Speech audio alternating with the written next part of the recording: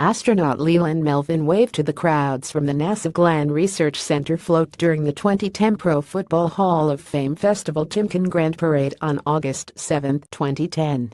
Credit Chris Lynch. NASA. On Saturday, September 23, former NASA astronaut and National Football League player Leland Melvin posted an open letter to President Donald Trump on Facebook, criticizing many of the president's recent comments and tweets regarding NFL players who kneeled during the national anthem as a form of protest.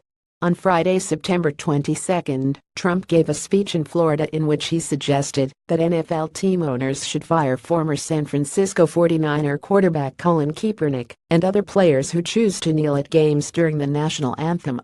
In the following days, the president also tweeted comments saying he considers kneeling during the anthem disrespectful to our flag and country, and that viewers should boycott the NFL until those players are fired, suspended, or made to stand.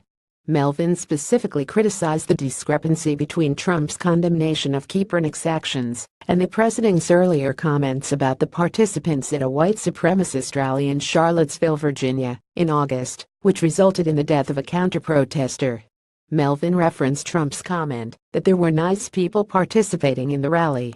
That comment, versus what you say in condemnation of an unarmed black man peacefully protesting, by exercising his constitutional First Amendment rights by silently taking a knee, is appalling, unnerving, and reprehensible, Melvin wrote. Over the weekend, NFL leaders and players have publicly supported the players' right to peacefully protest and kneel during the national anthem. Some have called the president's comments divisive. On Sunday, September 24, players on multiple teams kneeled or locked arms in solidarity during the national anthem. Some players sat on the bench or did not appear on the field during the national anthem. On Sunday evening, NFL Commissioner Roger Goodell said he was proud of the league's response. "I believe in the Declaration of Independence and the Constitution of this country," Melvin's letter to the president begins.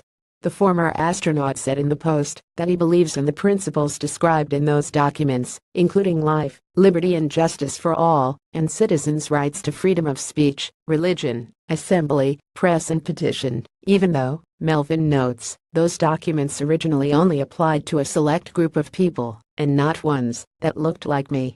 Melvin flew on 2 NASA space flights aboard the Space Shuttle Atlantis, the STS-122 in 2008. And the STS-129 in 2009, and logged more than 565 hours in space.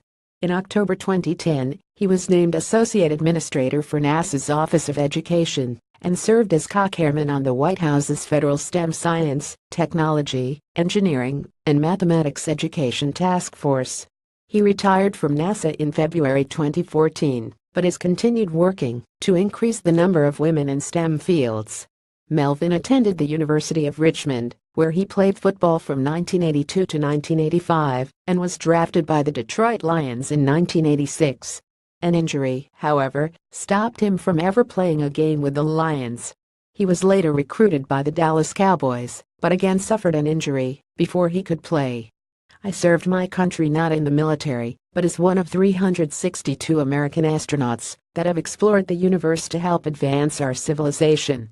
Not just Americans but all humans," Melvin wrote. "I also was briefly in the NFL and stood for the national anthem with my hand over my heart. What makes us great is our differences and respecting that we are all created equally, even if not always treated that way.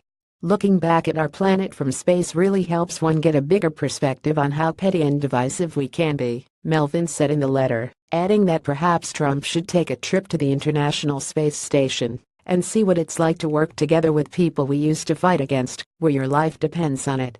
See the world and get a greater sense of what it means to be part of the human race. We call it the orbital perspective.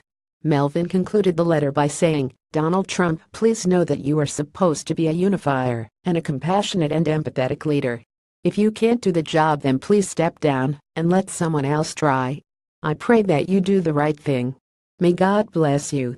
Follow Calacofield at Calacofield. Follow us at space.com, Facebook, and Google. Original article on space.com.